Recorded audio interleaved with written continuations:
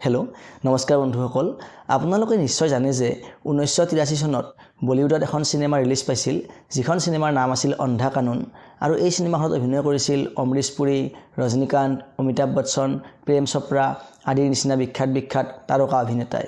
কিন্তু যদি সেই সিনেমাখন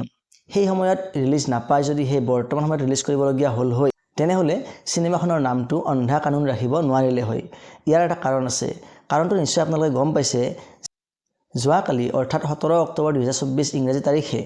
আমাৰ ভাৰতৰ সুপ্ৰিম কোৰ্টে যিটো আমাৰ ন্যায়ৰ প্ৰতিমূৰ্তি যাক কোৱা হয় লেডি অফ জাষ্টিস বুলি সেই লেডি অফ জাষ্টিস প্ৰতিমূৰ্তিটো অলপমান হাললনি কৰি নতুনকৈ এটা নতুন প্ৰতিমূৰ্তি মুকলি কৰিছে আৰু এই নতুন প্ৰতিমূৰ্তিটোত আগৰ মূৰ্তিটোত বান্ধি থোৱাৰ নিচিনাকৈ চকুত কলা কাপোৰখন বান্ধি থোৱা নাই অৰ্থাৎ এইবাৰ নতুন প্ৰতিমূৰ্তিটোত মানে লেডি অফ জাষ্টিসৰ চকু দুটা খোলা থাকিব আৰু বাও হাতত যেনেকৈ এখন আগতে তৰোৱাল আছিল সেই তৰোৱালখন নাই এতিয়া তাৰ ঠাইত কি আছে ভাৰতীয় সংবিধানখন ৰখা হৈছে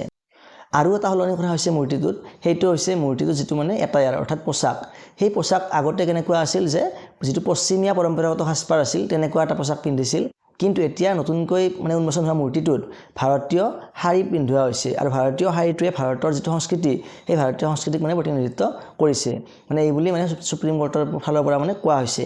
আৰু আগতে যেনেকৈ আমাৰ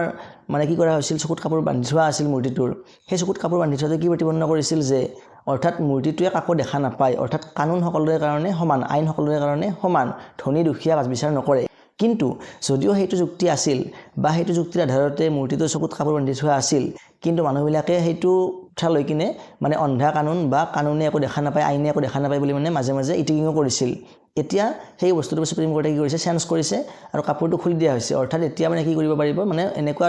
মানে বুজোৱা হৈছে যে এতিয়াৰ পৰা কানুনে অন্ধ নহয় সকলো বস্তু মানে দেখা পাব আৰু আইনৰ দৃষ্টিৰ পৰা কোনো বস্তু হাৰি নাযায় দ্বিতীয়তে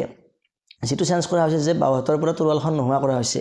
এই তৰোৱালখনে কি কৰা হৈছিল যে শাস্তিৰ সিম্বল অৰ্থাৎ শাস্তি আৰু কৰ্তৃত্ব যে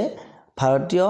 মানে যিটো আইন ব্যৱস্থা সেই আইন ব্যৱস্থাই মানে সকলোকে শাস্তি দিব পৰা অধিকাৰ আছে আৰু সকলোৰে ওপৰত মানে কৰ্তৃত্ব আছে অৰ্থাৎ আইন ব্যৱস্থাটো কাৰো দ্বাৰা পৰিচালিত নহয় এইটো বুজাইছিল কিন্তু এতিয়া কি কৰা হৈছে সেই তৰোৱালখন গুচাই কিনে তাতে সংবিধানখন ৰাখা হৈছে অৰ্থাৎ বাওহাতৰ সংবিধানখন দিয়া হৈছে ইয়াৰ দ্বাৰা এইটো বুজোৱা হৈছে যে ভাৰতীয় যিটো আইন ব্যৱস্থা এই ব্যৱস্থাটো সম্পূৰ্ণ সংবিধানৰ দ্বাৰা পৰিচালিত হ'ব অৰ্থাৎ সংবিধানৰ নীতি নিয়ম মানি চলিহে ভাৰতৰ মানে আইন ব্যৱস্থাটো পৰিচালিত হ'ব যেটো ইতিমধ্যে হৈ আছিল কিন্তু এটো সাধাৰণভাৱে সলনি কৰা হৈছে আৰু ইতিমধ্যে মই কাপোৰৰ কথাটো ক'লোৱে যে যেটো মানে নতুনকৈ পোছাক পিন্ধোৱা হৈছে শাৰী পিন্ধোৱা হৈছে এইটোৱে ভাৰতীয় যিটো সংস্কৃতি কালচাৰটো এইটো প্ৰতিনিধিত্ব কৰিছে গতিকে ভাৰতীয় সুপ্ৰিম কোৰ্টে এইখিনি হাললনি কৰি আজি ইমান বছৰ চলি অহা যেটো মানে পৰম্পৰাগত যেটো লেডি অফ জাষ্টিস সেই মূৰ্তিটোত নতুনকৈ এটা লুক দিছে আৰু এই লুকটো আপোনালোকে কেনেকুৱা পাইছে এই কথাটো আপোনালোকে ভিডিঅ'টো নিশ্চয়কৈ কমেন্ট কৰি জনাব যদি ভিডিঅ'টো চাই ভাল লাগিছে তেনেহলে নিশ্চয়কৈ লাইক কৰিব আৰু এনেকুৱা ধৰণৰ তথ্যমূলক ভিডিঅ' পাই থাকিবলৈ আপোনালোকে চেনেলটো অনুগ্ৰহ কৰি সাবস্ক্ৰাইব কৰাৰ কথা বিবেচনা কৰিব ধন্যবাদ